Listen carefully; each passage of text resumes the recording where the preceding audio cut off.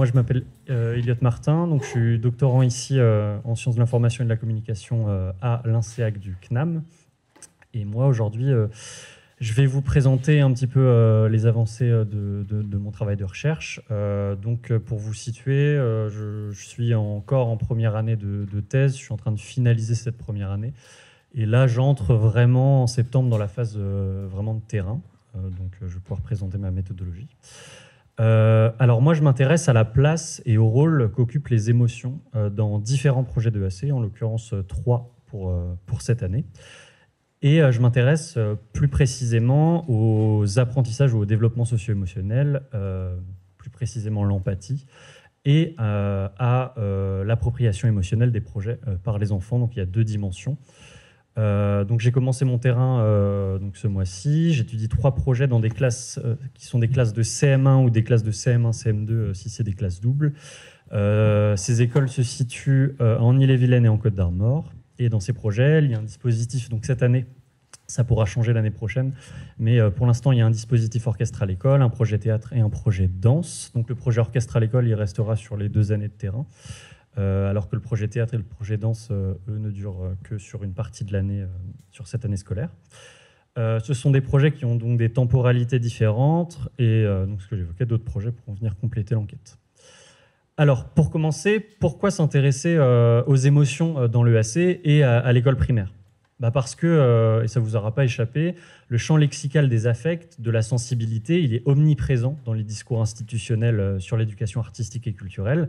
Les projets sont très souvent associés à des expériences émotionnelles positives, voire même au développement de compétences socio-émotionnelles chez les élèves, empathie, gestion du stress, etc. Et en matière d'action publique, l'éducation artistique et culturelle, elle s'inscrit dans un projet éducatif de plus en plus attentif à l'affectivité et à la corporéité dans les apprentissages scolaires. En témoigne l'intégration récente des compétences psychosociales au projet du nouveau socle commun à l'école primaire. Donc l'affect, l'émotion, le sensible au sens plus large, ont longtemps été écartés de l'école. C'est ce qu'illustre l'opposition un peu traditionnelle évoquée par Durkheim au début du XXe siècle entre une éducation morale qui serait rationnelle et une éducation esthétique plus sensible qui serait défavorable aux apprentissages et à la formation du citoyen. Mais aujourd'hui, ce qu'on voit, c'est que l'école, qu'on pourrait qualifier d'école de la seconde modernité au sens de François de Singly, elle ne déconsidère plus vraiment l'expression émotionnelle des élèves. Elle cherche plutôt à la cultiver, à cultiver la singularité des élèves, à valoriser leur intériorité, en complément de l'acquisition des savoirs fondamentaux et de la formation du citoyen. Pour synthétiser, il s'agit aujourd'hui de former à la fois au savoir et au savoir-être, former l'élève et développer l'individu. Donc l'éducation artistique et culturelle, elle occupe une place centrale dans ce processus et constitue pour cela un observatoire privilégié pour analyser la place des émotions à l'école. Mais les données empiriques aujourd'hui restent rares, que ce soit sur les apprentissages socio-émotionnels effectivement acquis ou sur les usages réels des émotions enfantines lors des activités d'EAC, et même sur leur sens, le sens qu'elles revêtent, ces émotions. On a assez peu de travaux. Et mes observations exploratoires tout au long de cette année, elles font apparaître un paradoxe qui nécessite d'être investi, à savoir qu'il existe, et c'est ce que j'évoquais, une valorisation de l'EAC pour son caractère émotionnel et affectif, mais coexiste, lorsqu'on regarde vraiment concrètement les activités d'EAC à l'école primaire, une réalité plus contrastée ou plus nuancée, à savoir que lors des activités, on observe de nombreuses scènes de recadrage de certaines formes d'expression chez certains enfants, laissant penser qu'il y a de bonnes ou de mauvaises manières d'exprimer ou de s'exprimer émotionnellement. Donc ça interroge, et on peut également aussi s'interroger plutôt dans une dimension éducative sur qu'est-ce qu'il en reste en termes d'apprentissage ou de développement socio-émotionnel. Alors pour comprendre le rôle des émotions dans les projets d'EAC, j'ai voulu suivre les propos de Anne Jonchery et de Sylvie Octobre qui invitent, lorsqu'on étudie des projets d'EAC, à s'intéresser à ce que les projets font aux enfants, mais également à ce que les enfants en font. Donc dans mon cas, cela voulait dire s'intéresser à la fois au développement, aux apprentissages socio-émotionnels, et de l'autre aux usages émotionnels, d'où un questionnement de recherche à 2 entrées. Donc dans ma thèse, je me demande tout d'abord sous quelle modalité les différents projets d'EAC que j'étudie à l'école primaire développe-t-il des compétences socio-émotionnelles chez les élèves? Et moi, je vous l'ai dit dans mon propos liminaire, j'ai choisi de me concentrer spécifiquement sur l'empathie. Je ne pouvais pas choisir forcément toutes les compétences socio-émotionnelles. Et l'empathie, c'est vraiment une compétence socio-émotionnelle qui est clé. Et je m'interroge vraiment sur la spécificité des activités d'EAC dans l'apprentissage de l'empathie par rapport à des formats plus scolaires d'intervention sur l'empathie, parce qu'on voit aussi en ce moment à l'école de nombreuses interventions sur les émotions et sur l'empathie qui se développent. Et l'idée, c'est de se dire, on a déjà l'EAC, et qu'est-ce qu'elle peut avoir de si spécifique sur l'apprentissage de l'empathie, l'éducation artistique et culturelle. Donc ça, c'est vraiment ma première entrée, qui est plutôt une entrée développementale. Donc je pourrais y revenir, je ne peux pas tout détailler parce que je n'ai pas le temps ici, mais je pourrais y revenir dans les questions. Et deuxièmement, au-delà de l'empathie, l'enjeu pour moi, c'était de comprendre comment les émotions enfantines, elles pouvaient s'exprimer dans les projets d'EAC, c'est-à-dire ce qu'elles révèlent du vécu des élèves, de leurs interactions et de leur manière de s'approprier les activités dans les projets d'EAC. Observer les émotions et les affects, c'est interroger aussi les règles de sentiments intériorisés ou contestés par les élèves. C'est également investir et s'intéresser aux différents scripts émotionnels qui peuvent être performés par les élèves. Et donc, dans cette perspective, les émotions ne sont pas réduites à une réponse physiologique ou développementale, elles sont envisagées comme des formes sociales de connaissance, ça c'est la définition de David Le Breton, c'est-à-dire des instruments de lecture du social. Partir des émotions comme fait social, ça permet à la fois de saisir ce qui s'exprime explicitement et ce qui est plus implicite. Ça donne accès à un registre très large d'informations, à la fois les goûts et les dégoûts enfantins, les amitiés, les inimitiés qui peuvent se nouer au cours des projets et qui existent aussi déjà dans la classe. Ça peut aussi nous intéresser du point de vue des représentations enfantines, à la fois de l'EAC et puis des activités scolaires plus traditionnelles. Et puis aussi, ça nous permet d'investir, bien sûr, toute cette symbolique du corps et aussi... bien sûr, la littérature sur la communication non verbale, la kinésique. Et plus largement, au final, les émotions, elles donnent en tout cas, c'est aussi l'hypothèse que je fais, elles donnent des informations sur les modes d'appropriation enfantin des activités d'EAC dans leur diversité. Les corps, les joies, les frustrations ou les peurs deviennent des portes d'accès privilégiées aux phénomènes macrosociaux à la fois de classe et de genre. On n'exprime pas sa joie de la même manière lorsqu'on est socialisé comme un garçon ou une fille. Et c'est pareil lorsqu'on est issu de classes plutôt populaires ou de classes sociales favorisées. Ça donne aussi des éléments plus microsociaux, d'agency et d'interaction. Et globalement, ça informe sur les dispositions enfantines à s'approprier l'école et s'approprier l'EAC. Et aussi, ça nous permet de voir s'il peut y avoir des différences. Alors ce questionnement à deux entrées, il me paraît heuristique pour appréhender à la fois la dimension développementale et sociale des émotions dans l'éducation artistique et culturelle, d'autant que quand l'on regarde la littérature existante sur l'évaluation de l'EAC, eh bien en fait ce pont il n'est pas vraiment fait, donc là je dépasse la question des émotions, mais quand on regarde la littérature existante sur l'évaluation de l'EAC, on peut dire, globalement en tout cas c'est le constat que je fais, on peut la scinder en deux grands paradigmes. Donc là aussi je poursuis... ce que Marie-Christine Bordeaux ou Alain Carlan aussi évoquent dans leur dernier ouvrage sur l'évaluation de l'EAC, qui identifie aussi des paradigmes de recherche sur l'EAC. Pour être assez bref, on peut dire que d'un côté, il y a des travaux qui se réfèrent plutôt à un paradigme développemental. Ce paradigme développemental, il est majoritairement d'épistémologie positiviste ou post-positiviste. Il traite l'éducation artistique et culturelle comme une variable indépendante, comme un traitement dont on mesurerait les effets sur des aptitudes cognitives, scolaires ou socio-émotionnelles en fonction de l'objet de recherche. Et ce paradigme, il est utile pour rendre visibles des phénomènes intrapsychiques. En termes méthodologiques, ces travaux ils vont avoir recours à des protocoles expérimentaux ou quasi-expérimentaux. Souvent, ça va être par le biais de questionnaires avant et après projet. Ces travaux s'inspirent clairement d'une démarche de laboratoire. Bien sûr, comme tout paradigme de recherche, il comporte des limites.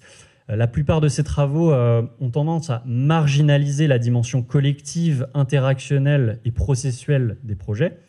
Ils ont tendance également à réifier l'EAC, c'est-à-dire à ne pas prendre en compte les singularités de chaque projet, singularité temporelle, singularité spatiale, singularité en fonction de la discipline artistique investie. Ça peut être la singularité humaine aussi, en fonction de qui porte le projet. Ça peut avoir une influence aussi importante.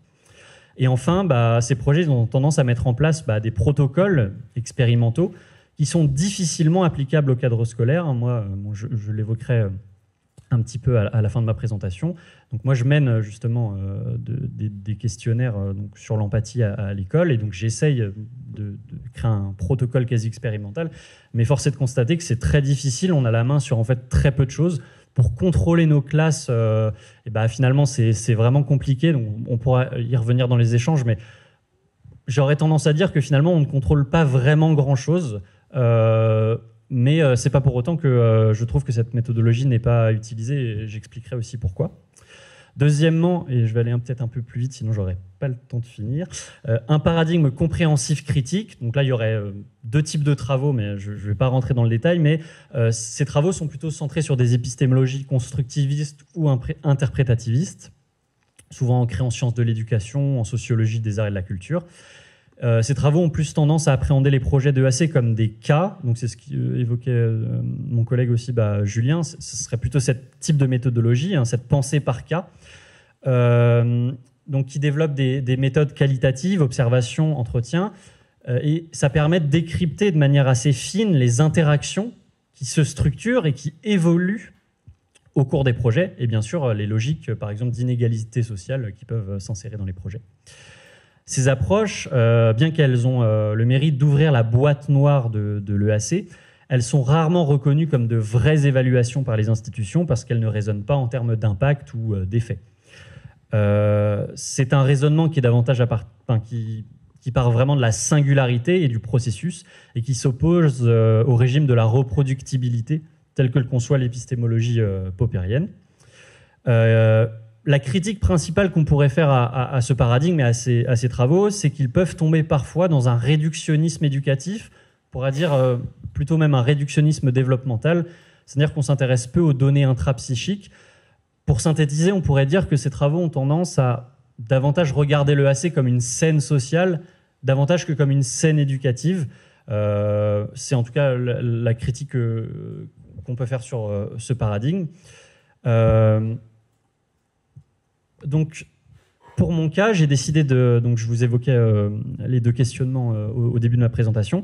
Pour dépasser cette opposition entre ces deux paradigmes, j'ai tenté de croiser donc ces deux regards, ces deux paradigmes et finalement ces deux types de méthodologies pour voir si cela enrichissait l'analyse des projets en mobilisant un cadre épistémologique que je qualifie de pragmatique, faute de mieux. J'ai encore du travail à faire, en tout cas sur la définition de cette épistémologie que je veux développer dans mon travail. Mais en tout cas, j'invite à croiser des régimes de preuves différents avec mes deux questions de recherche et donc ajuster les méthodes aux questions posées. Cela nécessite donc d'articuler sur les projets étudiés à la fois un regard développemental et un regard socio-communicationnel.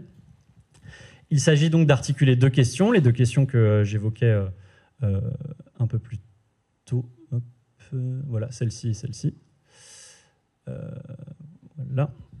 Et donc, ces deux questions, elles sont articulées en complémentarité, en croisant donc des niveaux d'analyse hétérogènes pour éclairer un même objet de recherche, à savoir le rôle des émotions dans l'éducation artistique et culturelle.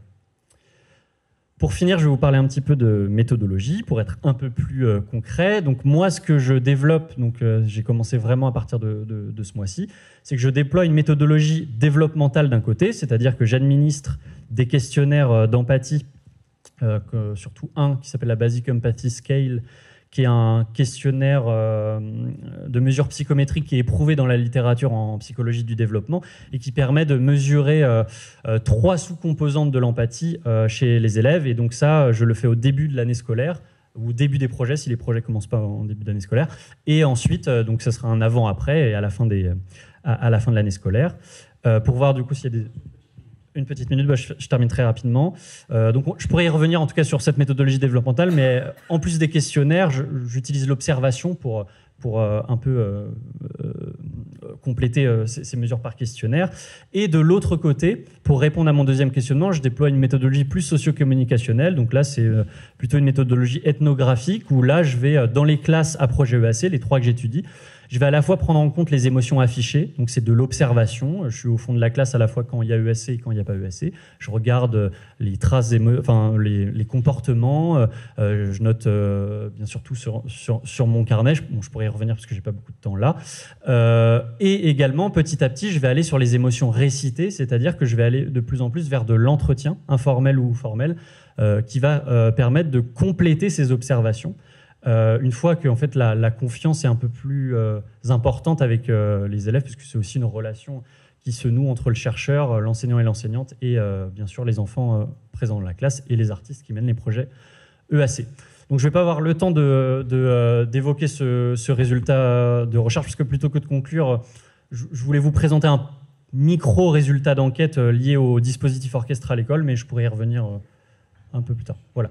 Donc je vous remercie pour votre attention. Bravo.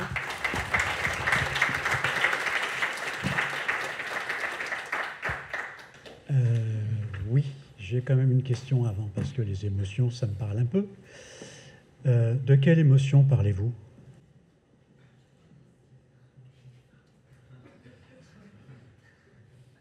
De quelle émotion parlez-vous?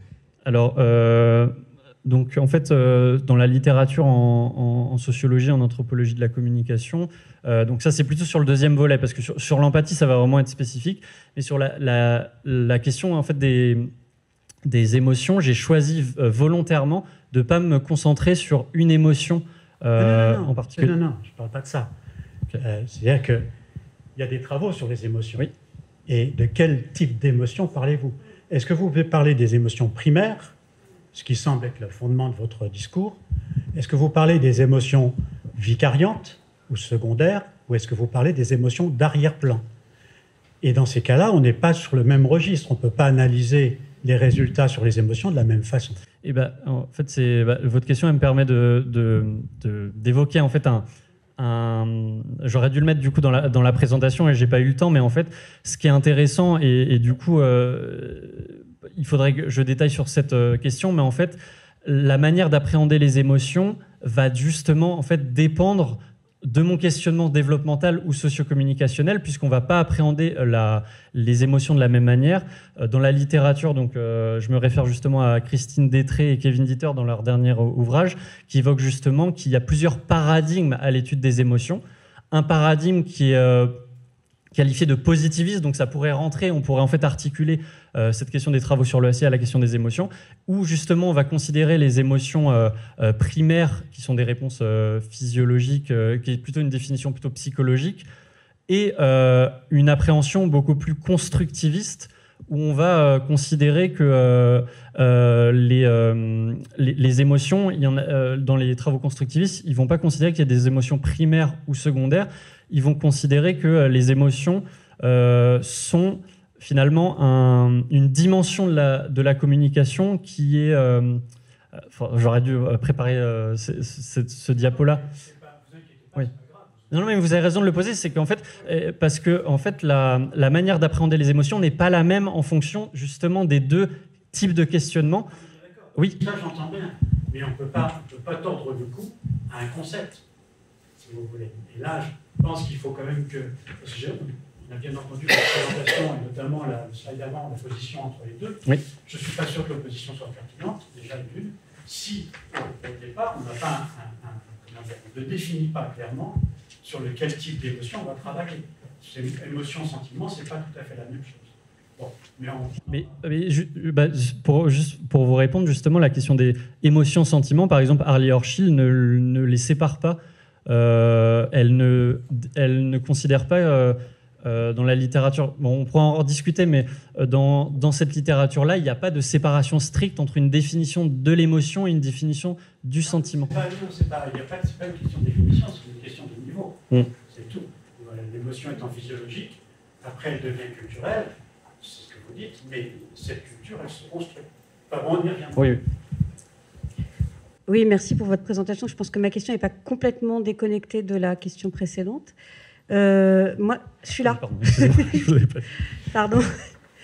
Donc Cécile Dosson, Université Paris-Cité. Je me demandais, alors le prenez pas comme de la provocation, mais en vrai, c'est des questions qui traversent, je pense, toutes les recherches en sciences humaines et sociales.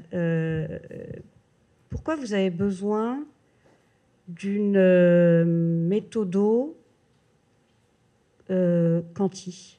En fait, je me demande ce que vous attrapez. Alors, vous l'avez dit vous-même, il y a des limites, vous les avez citées.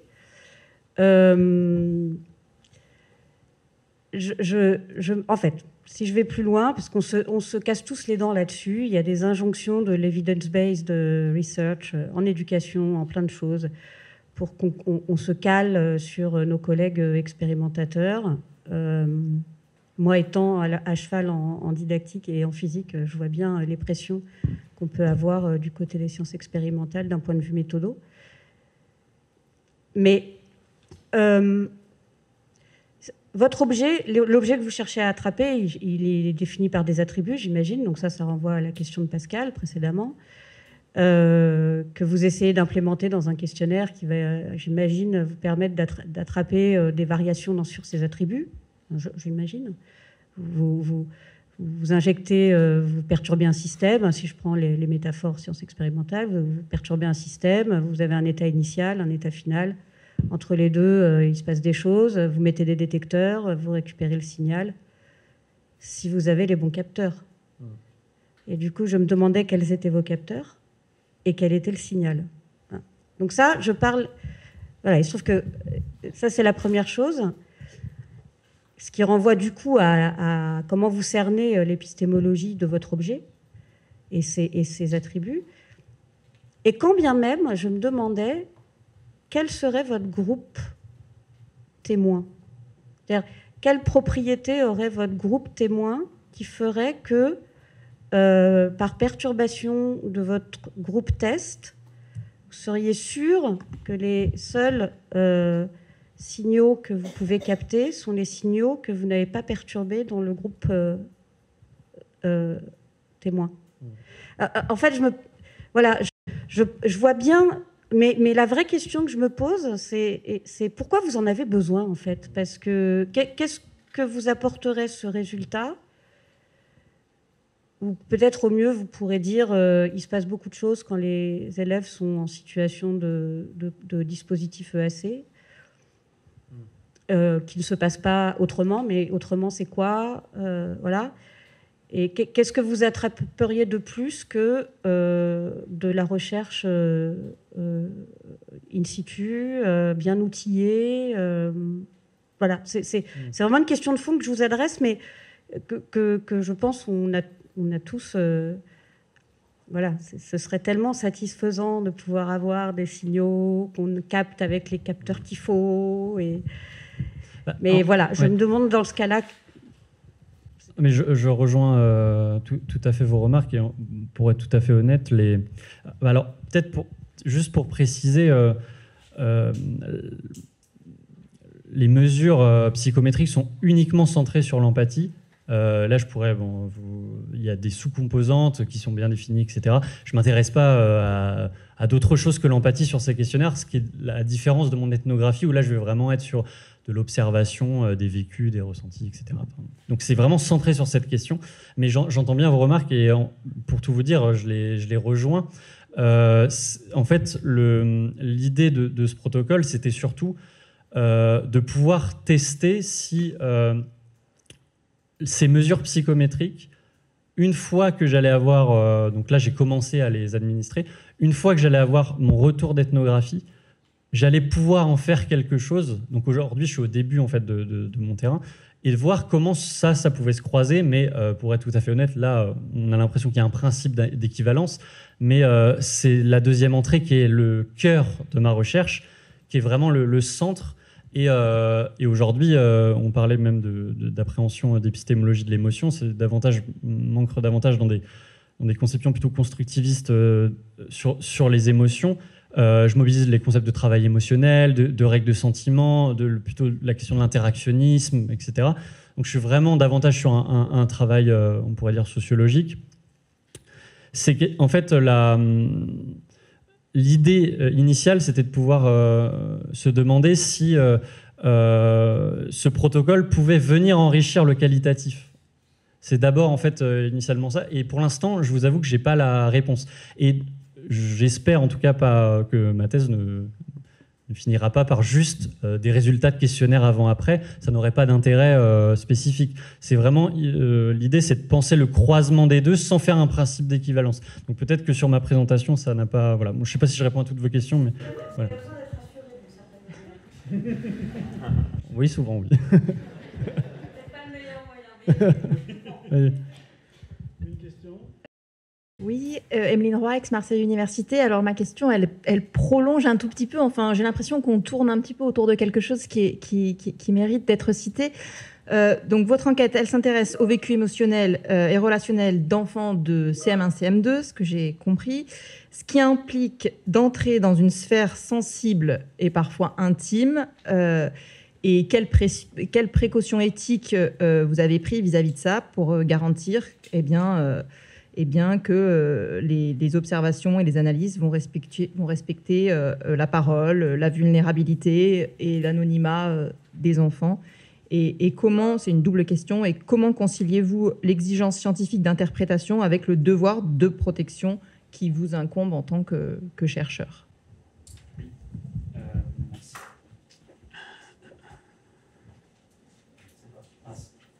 Plus l'air de fonctionner. Je vais répondre comme ça.